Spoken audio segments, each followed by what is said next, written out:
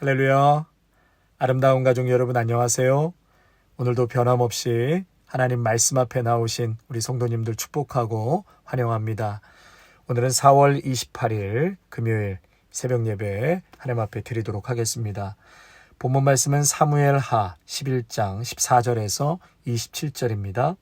사무엘하 11장 14절에서 27절의 말씀입니다. 아침이 되매 다윗이 편지를 써서 우리아의 손에 들려 요압에게 보내니 그 편지에 써서 이르기를 너희가 우리아를 맹렬한 싸움에 앞세워 두고 너희는 뒤로 물러가서 그로 맞아 죽게 하라 하였더라. 요압이 그 성을 살펴 용사들이 있는 것을 아는 그곳에 우리아를 두니 그 성 사람들이 나와서 요압과 더불어 싸울 때에 다윗의 부하 중 몇 사람이 엎드려지고 햇사람 우리아도 죽으니라. 요압이 사람을 보내 그 전쟁의 모든 일을 다윗에게 보고할세 그 전령에게 명령하여 이르되 전쟁의 모든 일을 내가 왕께 보고하기를 마친 후에 혹시 왕이 노하여 내게 말씀하기를 너희가 어찌하여 성에 그처럼 가까이 가서 싸웠느냐 그들이 성 위에서 쏠 줄을 알지 못하였느냐 여룻베셋의 아들 아비멜렉을 쳐 죽인 자가 누구냐 여인 하나가 성에서 맷돌 윗짝을 그 위에 던짐에 그가 데베스에서 죽지 아니하였느냐 어찌하여 성에 가까이 갔더냐 하시거든 내가 말하기를 왕의 종 햇사람 우리아도 죽었나이다라. 전령이 가서 다윗에게 이르러 요압이 그를 보낸 모든 일을 다윗에게 아뢰어 이르되 그 사람들이 우리보다 우세하여 우리를 향하여 들러 나오므로 우리가 그들을 쳐서 성문 어귀까지 미쳤더니 활 쏘는 자들이 성 위에서 왕의 부하들을 향하여 쏘매 왕의 부하 중 몇 사람이 죽고 왕의 종 햇사람 우리아도 죽었나이다 하니 다윗이 전령에게 이르되 너는 요압에게 이같이 말하기를 이 일로 걱정하지 말라. 칼은 이 사람이나 저 사람이나 삼키느니라. 그 성을 향하여 더욱 힘써 싸워 함락시키라 하여 너는 그를 담대하게 하라 하니라. 우리아의 아내는 그 남편 우리아가 죽었음을 듣고 그의 남편을 위하여 소리내어 우니라. 그 장례를 마침에 다윗이 사람을 보내 그를 왕궁으로 데려오니 그가 그의 아내가 되어 그에게 아들을 낳으니라. 다윗이 행한 그 일이 여호와 보시기에 악하였더라. 아멘. 지금도 겉으로 보여지는 모양은 다르지만 다윗 시대 당시 시대적 상황은 말 그대로 양육강식이었습니다. 이 강한 자만이 살아남을 수 있었고 다윗은 엄청난 이제 권력의 최고조에 있게 되었습니다. 다윗은 이스라엘 전체를 통일 왕국을 이루었죠. 또 가장 위협적이었던 블레셋도 평정하고 주위의 연합군까지도 초토화시켰습니다. 다윗에게는 더 이상 거칠 것이 없었고 또 그 누구도 다윗을 막을 자가 없었습니다. 원하는 것이면 무엇이든지 가질 수 있었으며 아무런 제재도 없고 다시 생각할 필요도 없고 유보도 없고 합리화를 내세울 필요도 없었습니다. 이러한 강력한 패권을 잡은 권력자가 누구를 원한다, 누구를 가진다 하면 언제든지 취할 수 있고 버릴 수도 있었습니다. 또한 한 번의 전쟁에서 4만 명을 죽였는데 한 사람 죽고 사는 것은 유도 아니었죠.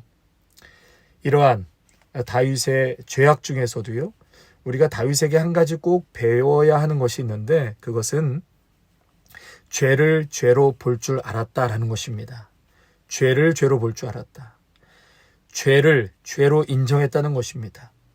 성도 여러분, 시인하는 신앙이 얼마나 중요한지 모릅니다. 이 나단 선지자의 책망에 다윗은 그대로 꼬꾸라지잖아요. 당시 최고의 권력자 아니었습니까? 왕의 자리에 있었기 때문에 죄책감이라는 것이 전혀 없을 수도 있었습니다. 그리고 선지자가 왕을 감히 책망한다는 것은 죽음을 초래하는 것이었죠.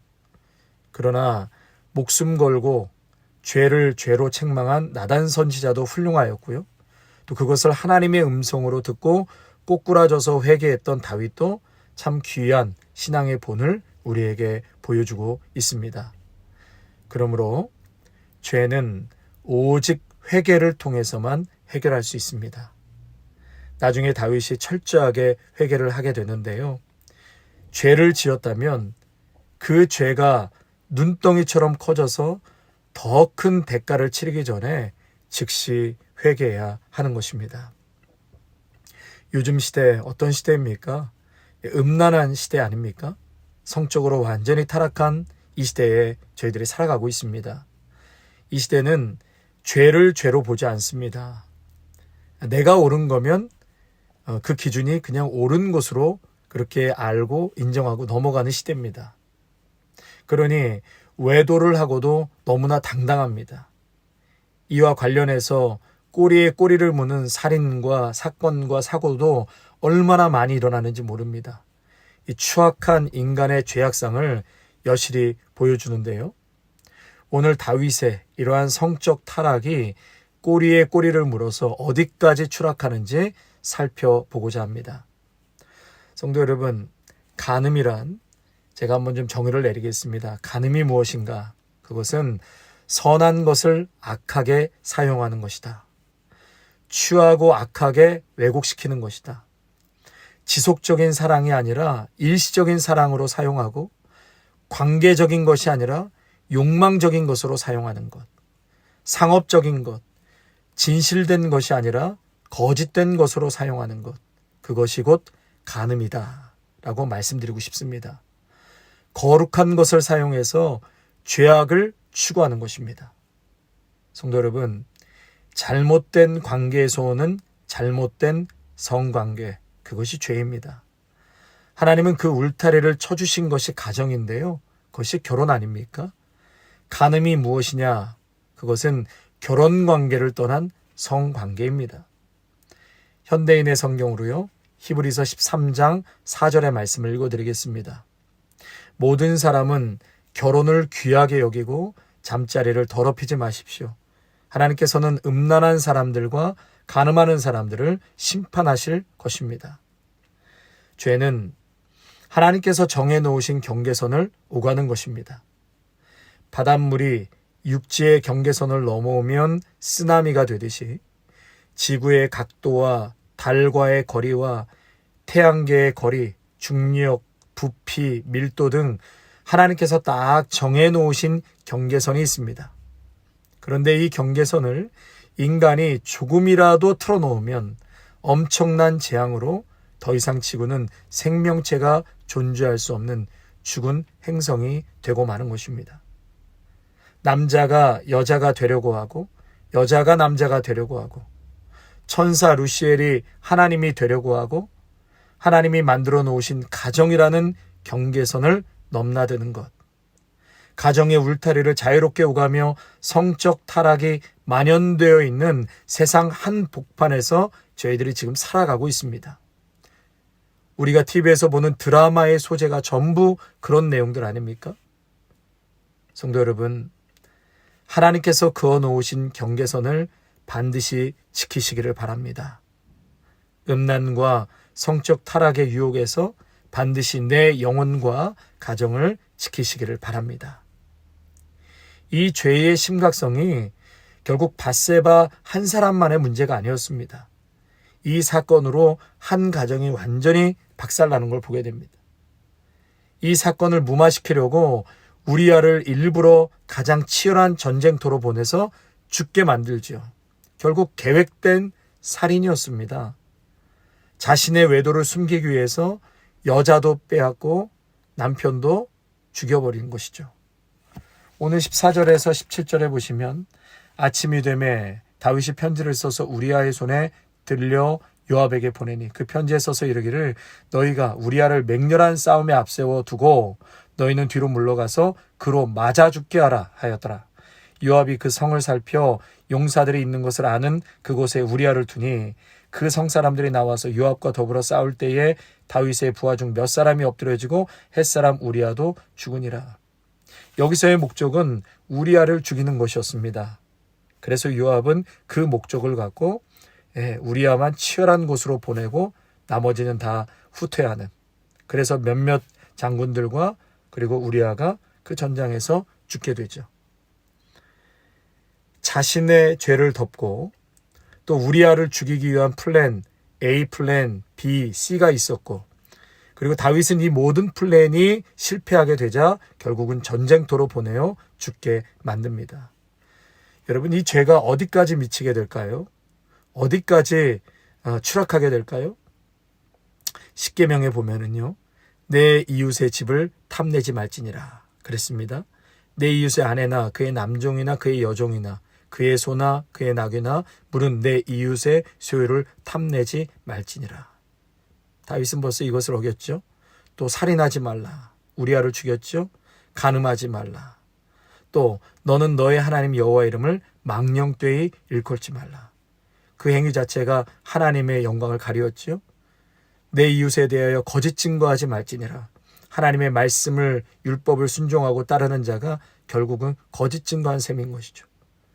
또 이 일로 부모의 마음까지 아프게 했으니 내 부모를 공경하라는 십계명도 어기게 된 것입니다. 또 다윗은 우리아의 사망 소식을 보고받자 자신이 계획한 일임을 감추기 위해서 뭐라고 말하죠? 칼은 이 사람이나 저 사람이나 다 삼키게 되어 있는 것이다. 전쟁을 치르다 보면 우리아의 죽음이 전쟁 중에 발생한 어쩔 수 없는 희생처럼 지금 말하고 있죠. 거기에는 가식과 위선으로 가득 찬 모습을 보게 됩니다. 그래서 하나님께서는 27절에 다윗이 행한 그 일이 여호와 보시기에 악하였더라. 악하였더라. 다윗은 자신이 범한 죄를 감추기 위해서 끝까지 거짓말과 위선으로 일관하죠. 꼬리에 꼬리를 무는 죄가 결국은 눈덩이처럼 커져서 거짓된 혀로 하나님을 속이려 하였고 사람을 속였습니다. 또한 그 누구보다도 그의 아내가 가장 고통을 받았을 것입니다. 에베소서 5장 25절에 보면 남편들아 아내 사랑하기를 그리스도께서 교회를 사랑하시고 그 교회를 위하여 자신을 주심같이 하라. 에베소서 5장 28절에 이와 같이 남편들도 자기 아내 사랑하기를 자기 자신과 같이 할지니 자기 아내를 사랑하는 자는 자기를 사랑하는 것이라. 골로새서 3장 19절에 남편들아 아내를 사랑하며 괴롭게 하지 말라. 성도 여러분, 그 찰나적 쾌락과 욕정 때문에 내 가정이 깨지고 내 자녀들이 깨지고 하나님 앞에서 큰 죄악임을 기억하시기를 바랍니다. 아내만 사랑하시고 남편만 사랑하십시오. 그리고 가정을 소중히 여기십시오. 마음이 둘로 나눠지면 마음은 지옥이 되는 것입니다. 사람은 한 마음을 품을 때 비로소 행복할 수 있습니다. 남자는 한 여자를, 여자는 한 남자를 사랑할 때 행복하게 되는 것입니다. 하나님은 그래서 한 남자와 한 여자가 결혼해서 가정을 이루도록 하셨습니다. 여러분, 인생의 행복과 불행은 마음에서 시작되는 것이에요. 모든 인간의 선과 악도 마음에서 시작됩니다. 다윗이 밧세바에게 마음을 빼앗겨서 마음이 둘로 나누어지는 순간부터 그는 죄악의 길로 들어서게 된 것이었습니다. 그래서 보네포 목사님은 성서연구 템테이션에서 이런 글을 쓰셨습니다. 이 순간에 하나님은 우리에게 비현실적인 존재가 된다. 마귀가 유일한 현실적인 존재가 된다. 마귀가 유일한 현실적 존재가 된다. 사탄은 우리가 하나님을 미워하게 만드는 것이 아니라 하나님을 잊게 만든다. 그러니까 다윗이 죄를 지을 때 하나님을 미워하지 않았습니다. 하나님을 잊어버린 것이죠.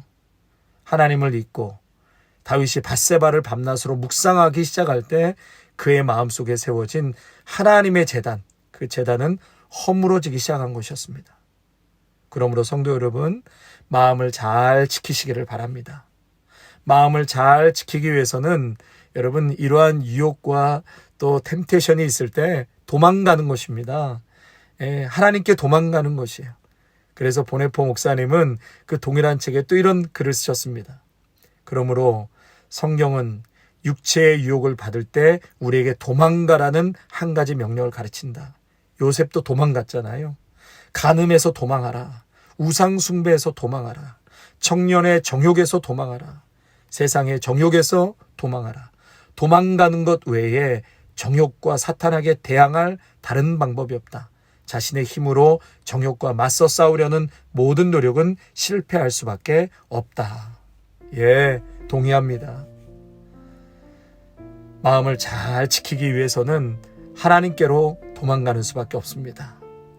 여러분, 내가 정욕과 그 유혹에 맞서 싸우려고 한다면 여러분 실패할 수밖에 없다는 것이에요. 여러분이 다른 사람의 유혹의 도구가 되어서도 안 되고 또 유혹을 받아서도 안 될 것입니다. 사랑하는 성도 여러분, 우리가 하나님께 도망가는 것은 어떤 행위일까요?